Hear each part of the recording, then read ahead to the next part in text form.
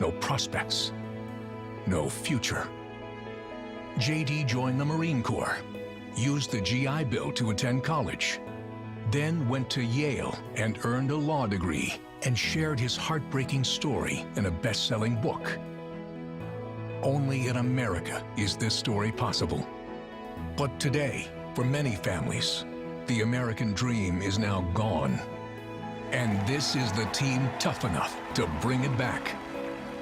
JD Vance understands that working families have become the forgotten families. Under Biden, wages are going down while prices skyrocket, forcing the majority of Americans to live paycheck to paycheck. Working families will have JD Vance fighting for them. Seniors, JD will have your backs too. No more deciding between putting food on your table and paying for the prescriptions you need. As a husband and father, JD knows the importance of fighting for a parent's right to protect their children. And you can count on this Marine to stand up for our soldiers who put their lives on the line for their country every day. JD Vance's story is one of perseverance, of duty, of commitment to what's right. It's an American story, and it's just getting started.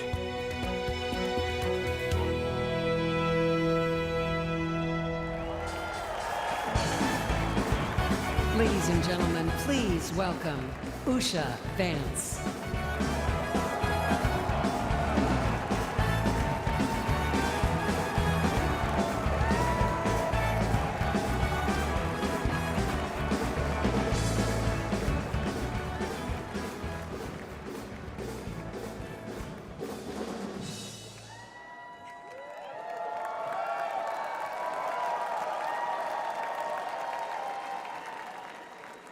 Good evening.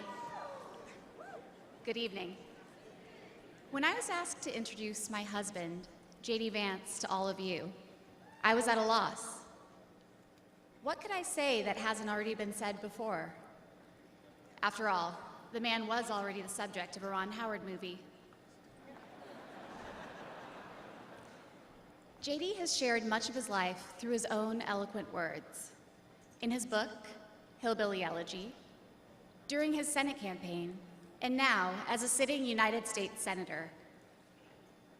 It occurred to me that there was only one thing to do: to explain from the heart why I love and admire JD and stand here beside him today, and why he will make a great Vice President of the United States.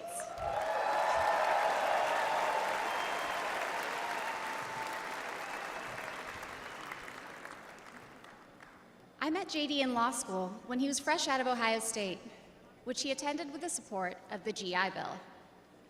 We were friends first because, who wouldn't want to be friends with JD? He was then, as now, the most interesting person I knew. A working class guy who had overcome childhood traumas that I could barely fathom to end up at Yale Law School. A tough Marine who had served in Iraq, but whose idea of a good time was playing with puppies and watching the movie Babe. The most determined person I knew with one overriding ambition: to become a husband and a father, and to build the kind of tight-knit family that he had longed for as a child. My background is very different from JD's. I grew up in San Diego, in a middle-class community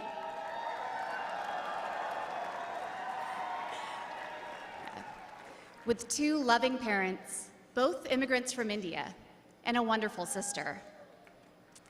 That JD and I could meet at all, let alone fall in love and marry, is a testament to this great country.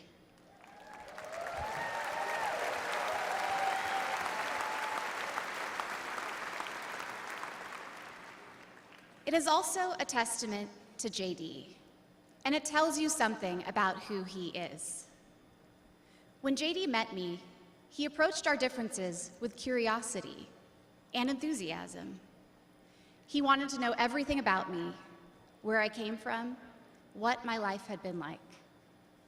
Although he's a meat and potatoes kind of guy, he adapted to my vegetarian diet and learned to cook food from my mother, Indian food. Before I knew it, he had become an integral part of my family, a person I could not imagine living without. The JD I knew then is the same JD you see today, except for that beard. And his goals in this new role are the same that he has pursued for our family: to keep people safe, to create opportunities, to build a better life, and to solve problems with an open mind. It's safe to say that neither JD nor I expected to find ourselves in this position, but it's hard to imagine a more powerful example of the American dream. A boy from Middletown, Ohio.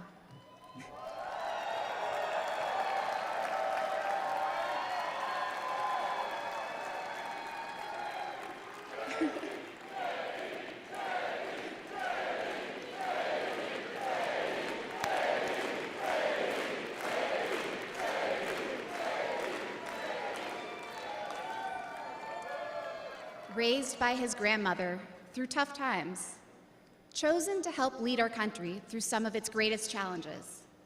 I am grateful to all of you for the trust you have placed in him and in our family. And with that, it is my great privilege to introduce my husband and the next Vice President of the United States, JD Vance.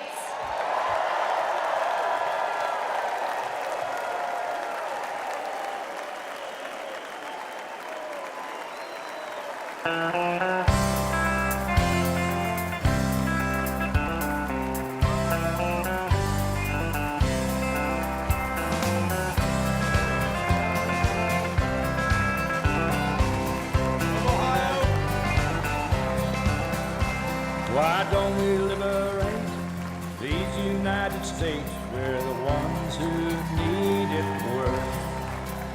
Let the rest of the world help us for change, and let's rebuild America first. Thank you. Our highways and bridges are falling apart. Who's blessed and who has been cursed? There's things to be done all over the world, but let's rebuild America first. Thank you. Thank you. Please. Wow. Wow.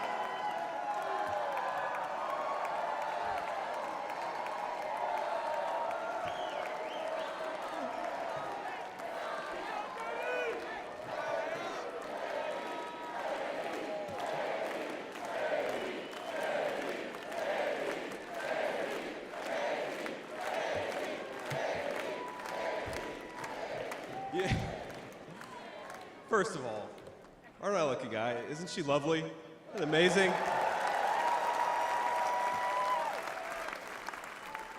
Greetings, Milwaukee, my fellow Americans and my fellow Republicans. My name is JD Vance from the great state of Ohio.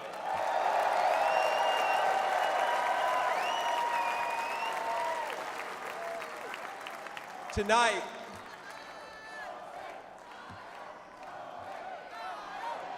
O-H-I-O, O-H-I-O. You guys, we're gonna chill with the Ohio love. We gotta win Michigan too here, so.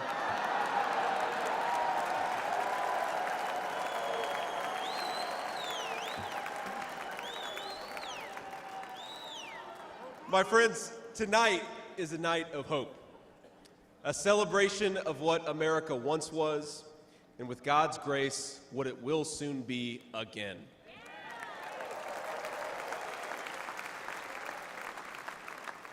And it is a reminder of the sacred duty we have to preserve the American experiment, to choose a new path for our children and grandchildren. But as we meet tonight, we cannot forget that this evening could have been so much different. Instead of a day of celebration, this could have been a day of heartache and mourning. For the last 8 years, President Trump has given everything he has to fight for the people of our country.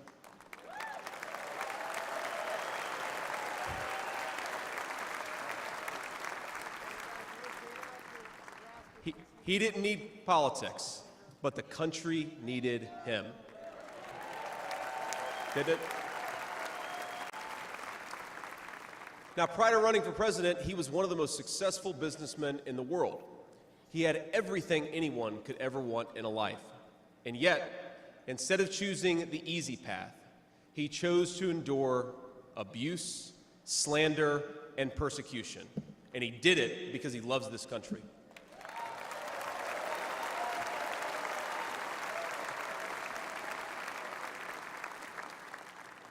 I want all Americans to go and watch the video of a would-be assassin coming a quarter of an inch from taking his life. Consider the lies they told you about Donald Trump, and then look at that photo of him, defiant, fist in the air. When Donald Trump rose to his feet in that Pennsylvania field, all of America stood with him.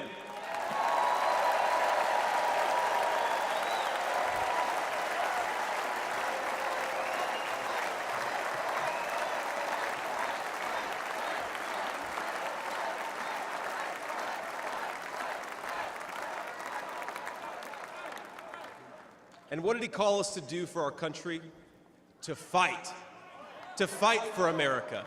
Even in his most perilous moment, we were on his mind. His instinct was for us, for our country, to call us to something higher, to something greater, to once again be citizens who ask what our country needs of us. Now consider what they said. They said he was a tyrant. They said he must be stopped at all costs. But how did he respond? He called for national unity, for national calm, literally right after an assassin nearly took his life.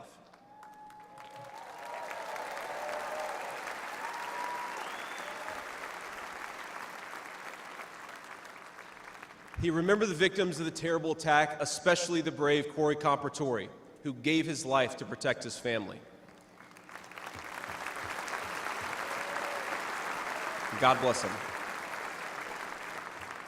And then President Trump flew to Milwaukee and got back to work.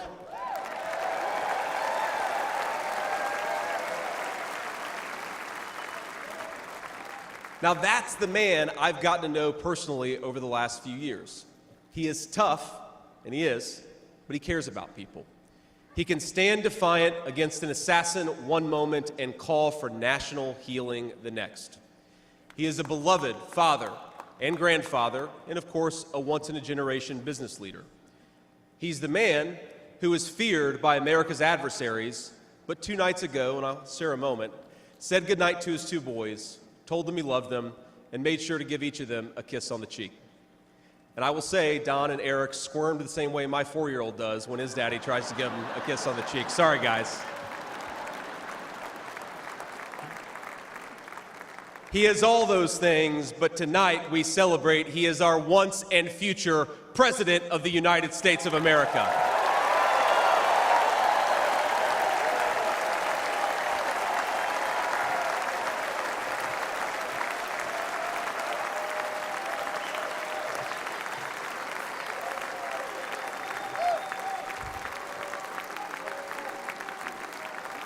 Now,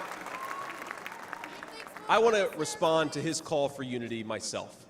We have a big tent in this party on everything from national security to economic policy. But my message to you, my fellow Republicans, is we love this country and we are united to win.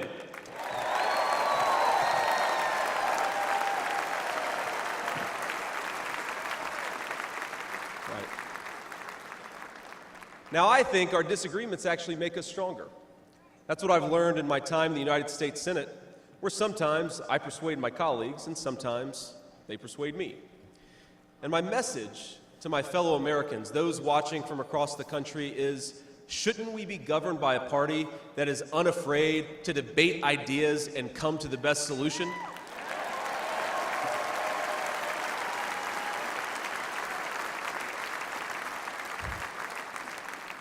That's the Republican Party of the next 4 years, united in our love for this country and committed to free speech and the open exchange of ideas.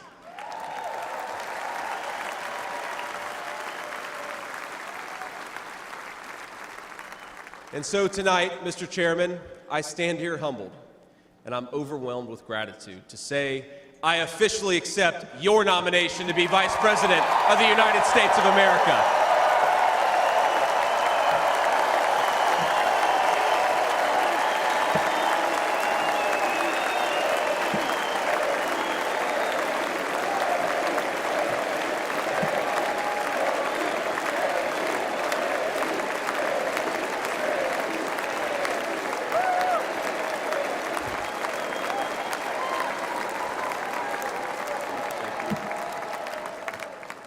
Now, never in my wildest imagination could I have believed that I'd be standing here tonight. I grew up in Middletown, Ohio. A small town where people spoke their minds, built with their hands, and loved their God, their family, their community, and their country with their whole hearts. But it was also a place that had been cast aside and forgotten by America's ruling class in Washington. When I was in the 4th grade, a career politician by the name of Joe Biden supported NAFTA, a bad trade deal that sent countless good jobs to Mexico. When I was a sophomore in high school, that same career politician named Joe Biden gave China a sweetheart trade deal that destroyed even more good American middle-class manufacturing jobs. When I was a senior in high school, that same Joe Biden supported the disastrous invasion of Iraq, and at each step of the way, in small towns like mine in Ohio or next door in Pennsylvania or Michigan, in states all across our country, jobs were sent overseas and our children were sent to war. And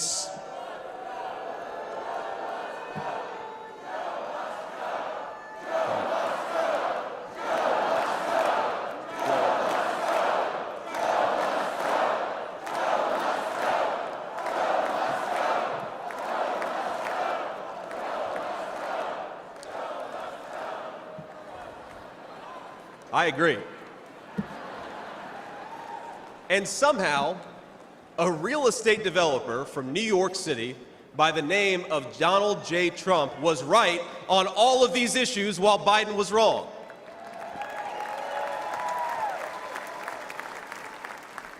President Trump knew even then that we needed leaders who would put America first.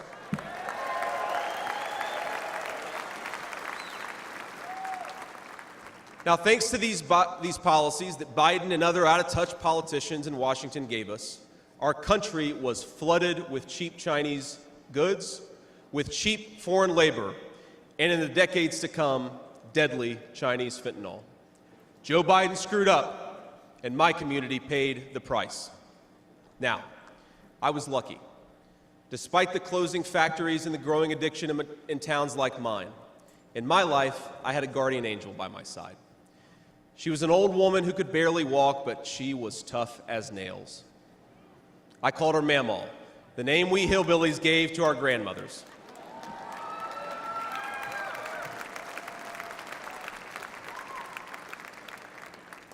Mamaw raised me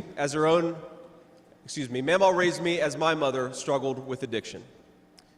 Mamaw was in so many ways a woman of contradiction. She loved the Lord, ladies and gentlemen. She was a woman of very deep Christian faith.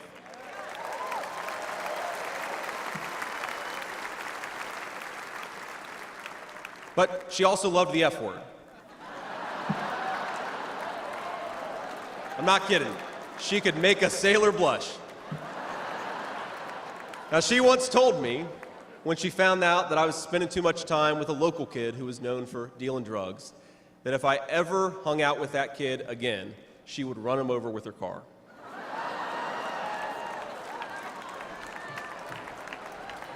That's true. And she said, JD, no one will ever find out about it.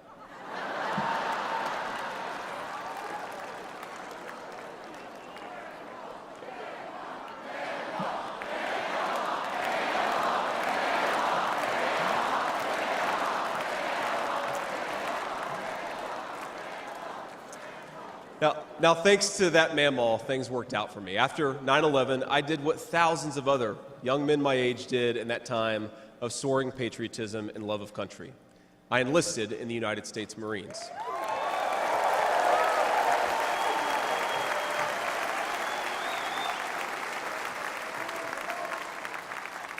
Semper Fi to my fellow Marines. Now, I left the Marines after 4 years and went to the Ohio State University.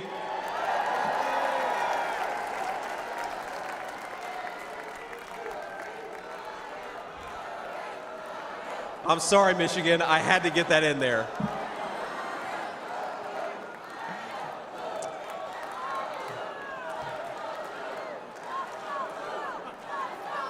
Come on, come on. We've had enough political violence. Now, after Ohio State, I went to Yale Law School, where I met my beautiful wife. And then I started businesses to create jobs in the kind of places that I grew up in. Now, my work taught me that there is still so much talent and grit in the American heartland. There really is. But for these places to thrive, my friends, we need a leader who fights for the people who built this country.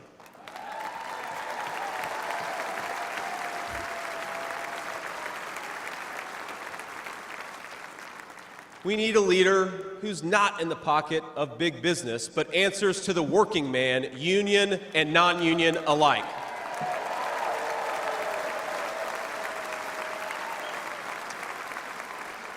A leader who won't sell out to multinational corporations, but will stand up for American companies and American industry.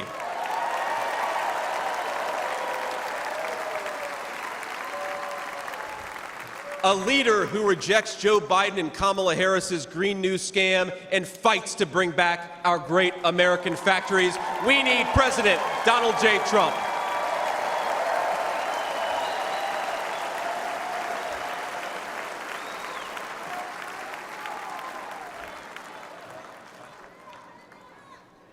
Some people tell me I've lived the American dream, and of course they're right, and I'm so grateful for it. But the American dream that always counted most was not starting a business or becoming a senator or even being here with you fine people, though it's pretty awesome. My most important American dream was becoming a good husband and a good dad, of being able to give.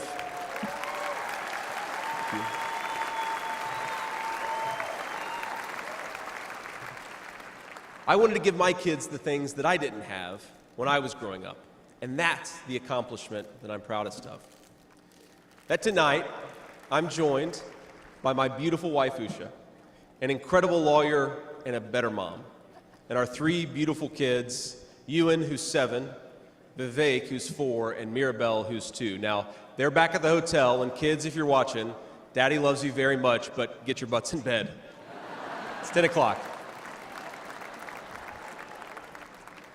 But my friends, things did not work out well for a lot of kids I grew up with. Every now and then, I will get a call from a relative back home who asks, "Did you know so-and-so?" And I'll remember a face from years ago, and then I'll hear, "They died of an overdose." As always, America's ruling class wrote the checks. Communities like mine paid the price. For decades, that divide between the few, with their power and comfort in Washington, and the rest of us only widened. From Iraq to Afghanistan, from the financial crisis to the Great Recession, from open borders to stagnating wages, the people who govern this country have failed and failed again.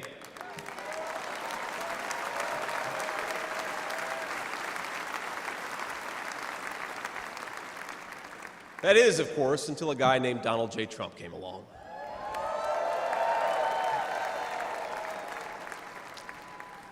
President Trump represents America's last best hope to restore what, if lost, may never be found again. A country where a working-class boy born far from the halls of power can stand on this stage as the next Vice President of the United States of America.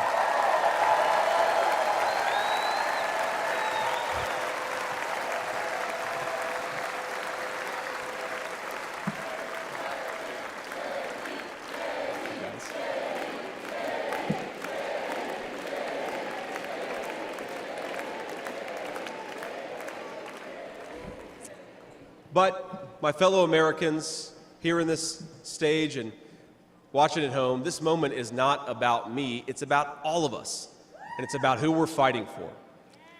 It's about the auto worker in Michigan wondering why out-of-touch politicians are destroying their jobs. It's about the factory worker in Wisconsin who makes things with their hands and is proud of American craftsmanship.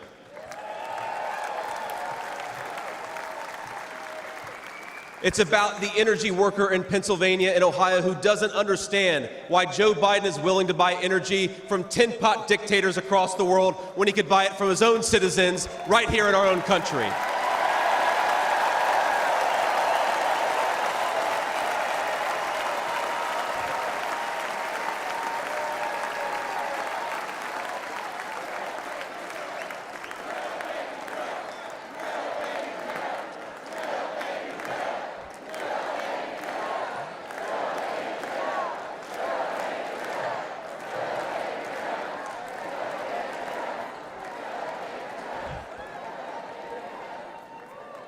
You guys are a great crowd. Wow. And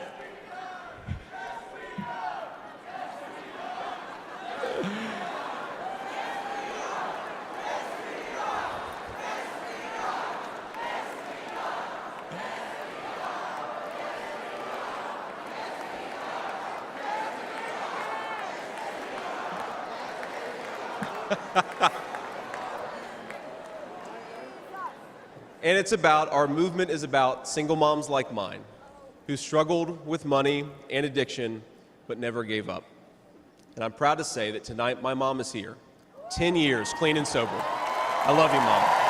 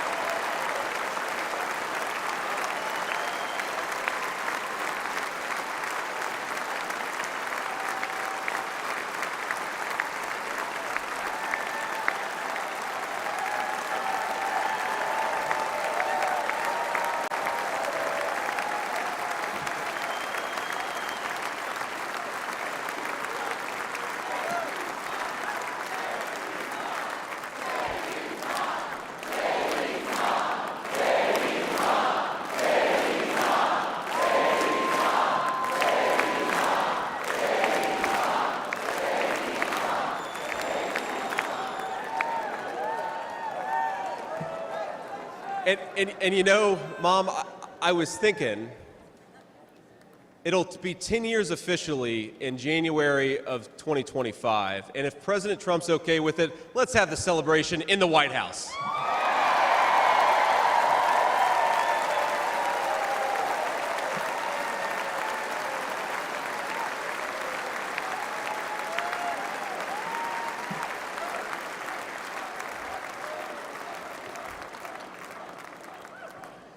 And our movement, ladies and gentlemen, it's about grandparents all across this country who are living on Social Security and raising grandchildren they didn't expect to raise.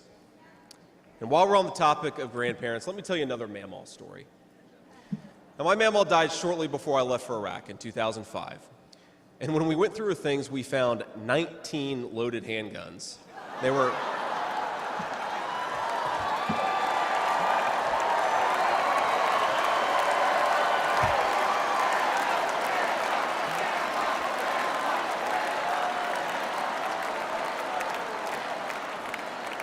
Now, the thing is, they were stashed all over her house, under her bed, in her closet, in the silverware drawer. And we wondered what was going on, and it occurred to us that towards the end of her life, Mamaw couldn't get around so well. And so this frail old woman made sure that no matter where she was within arm's length of whatever she needed to protect her family. That's who we fight for. That's American spirit.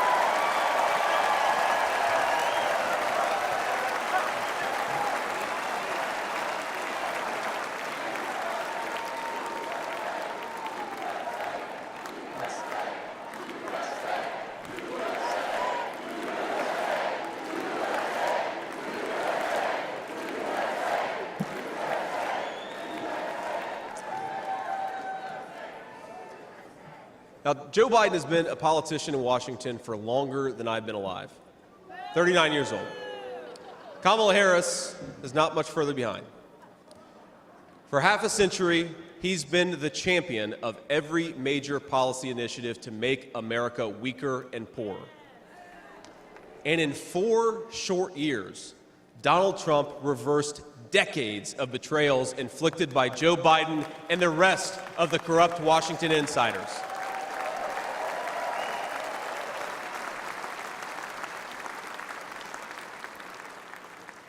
He created the greatest economy in history for workers.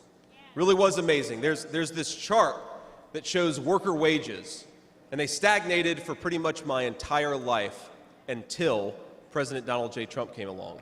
Workers' wages went through the roof.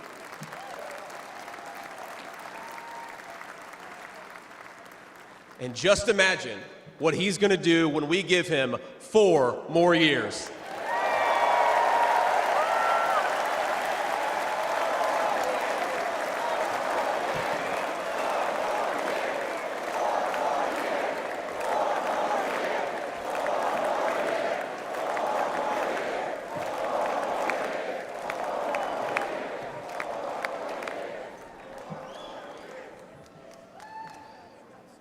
Months ago, I heard some young family member observe that their parents' generation, the baby boomers, could afford to buy a home when they first entered the workforce. But I don't know, this person observed, if I'll ever be able to afford a home. The absurd cost of housing is the result of so many failures, and it reveals so much about what's broken in Washington. I can tell you exactly how it happened. Wall Street barons crashed the economy, and American builders went out of business. As tradesmen scrambled for jobs, houses stopped being built. The lack of good jobs, of course, led to stagnant wages. And then the Democrats flooded this country with millions of illegal aliens. So citizens had to compete with people who shouldn't even be here for precious housing. Joe Biden's inflation crisis, my friends, is really an affordability crisis. And many of the people that I grew up with can't afford to pay more for groceries, more for gas, more for rent, and that's exactly what Joe Biden's economy has given them.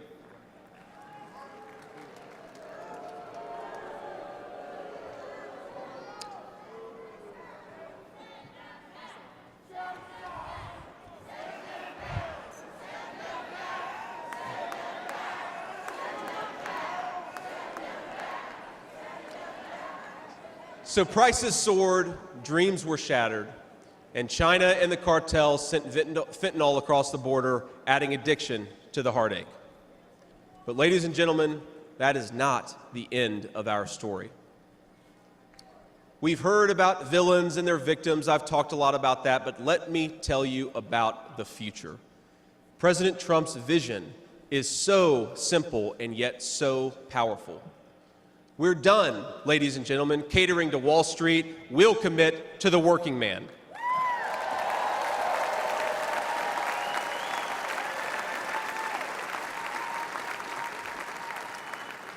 We're done importing foreign labor. We're going to fight for American citizens and their good jobs and their good wages.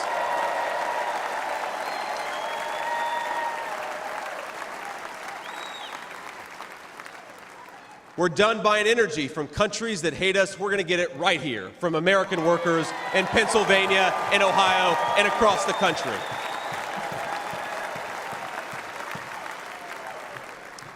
We're done sacrificing supply chains to unlimited global trade, and we're going to stamp more and more products with that beautiful label, Made in the USA.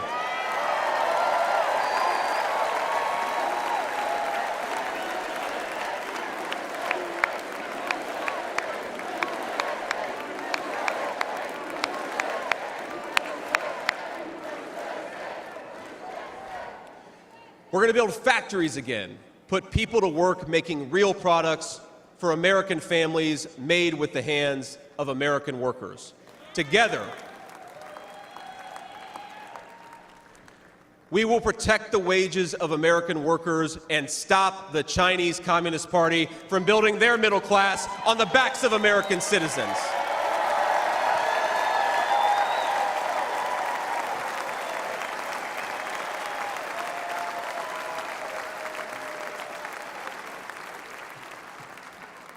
Together, we will make sure our allies share in the burden of securing world peace. No more free rides for nations that betray the generosity of the American taxpayer.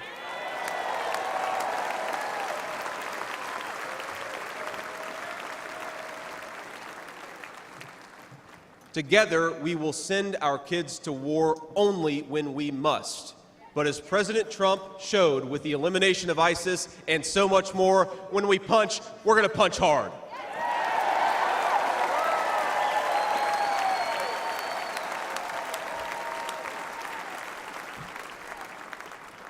Together, we will put the citizens of America first, whatever the color of their skin. We will, in short, make America great again.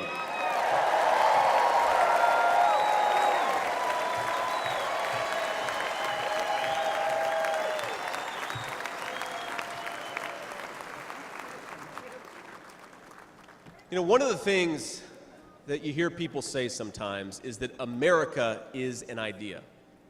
And to be clear, America was indeed founded on brilliant ideas like the rule of law and religious liberty, things written into the fabric of our Constitution and our nation. But America is not just an idea. It is a group of people with a shared history and a common future. It is, in short, a nation. Now, it is part of that tradition, of course, that we welcome newcomers. But when we allow newcomers into our American family, we allow them on our terms.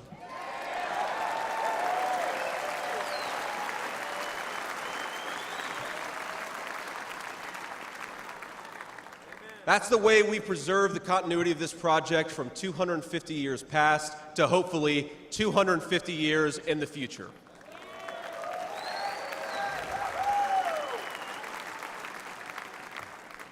And let me illustrate this with a story, if I may. I'm, of course, married to the daughter of South Asian immigrants to this country. Incredible people. People who genuinely have enriched this country in so many ways. And, of course, I'm biased because I love my wife and her family, but it's true.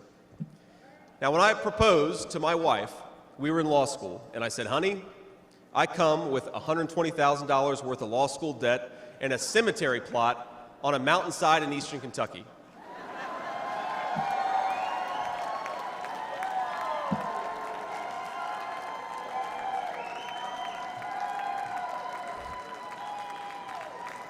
And I guess standing here tonight, it's just gotten weirder and weirder, honey. But that's what she was getting. Now, that cemetery plot in eastern Kentucky is near my family's ancestral home. And like a lot of people, we came from the mountains of Appalachia into the factories of Ohio, Pennsylvania, Michigan, and Wisconsin.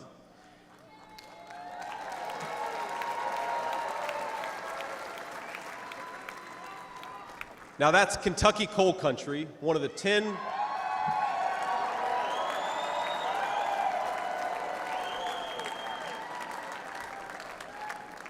Now, it's one of the 10 poorest counties in the entire United States of America. They are very hardworking people, and they're very good people. They're the kind of people who would give you the shirt off their back even if they can't afford enough to eat. And our media calls them privileged and looks down on them. But they love this country, not only because it's a good idea, but because in their bones they know that this is their home. And it will be their children's home, and they would die fighting to protect it.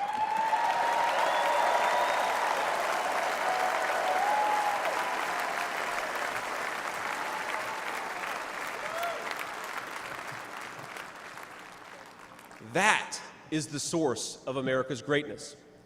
As a United States Senator, I get to represent millions of people in the great state of Ohio with similar stories, and it is the great honor of my life. Now, in that cemetery, there are people who were born around the time of the Civil War.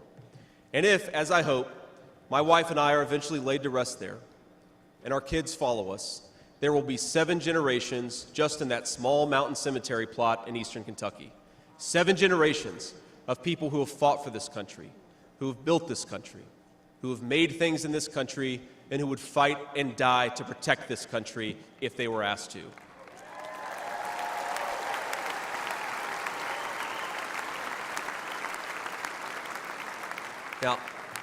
Now, that's not just an idea, my friends. That's not just a set of principles. Even though the ideas and the principles are great, that is a homeland. That is our homeland.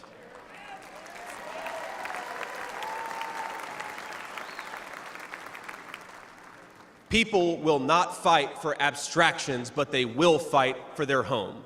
And if this movement of ours is going to succeed, and if this country is going to thrive, our leaders have to remember that America is a nation and its citizens deserve leaders who put its interests first.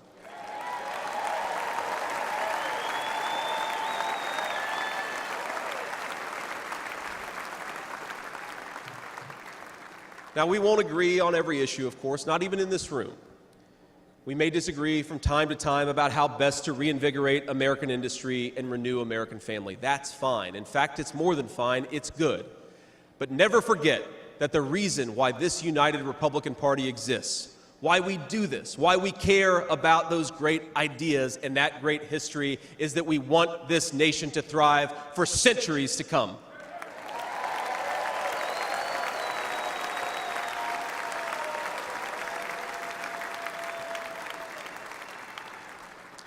Now, eventually in that mountain cemetery, my children will lay me to rest.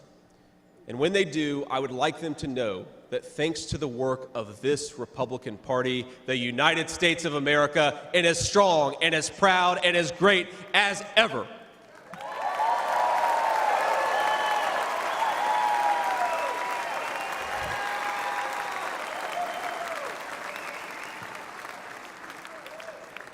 That is who we serve, my friends. That is who we fight for. And the only thing that we need to do right now, the most important thing that we can do for those people, for that American nation that we all love, is to re-elect Donald J. Trump, President of the United States.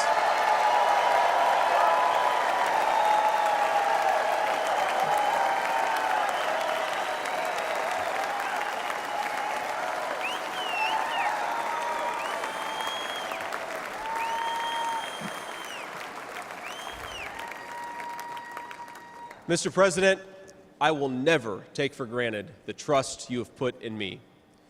And what an honor it is to help achieve the extraordinary vision that you have for this country. Now, I pledge to every American, no matter your party, I will give you everything I have to serve you and to make this country a place where every dream you have for yourself, your family, and your country will be possible once again.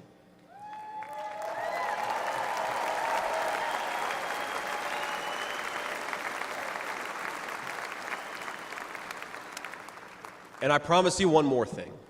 To the people of Middletown, Ohio, and all the forgotten communities in Michigan, Wisconsin, Pennsylvania, and Ohio, and every corner of our nation, I promise you this: I will be a vice president who never forgets where he came from.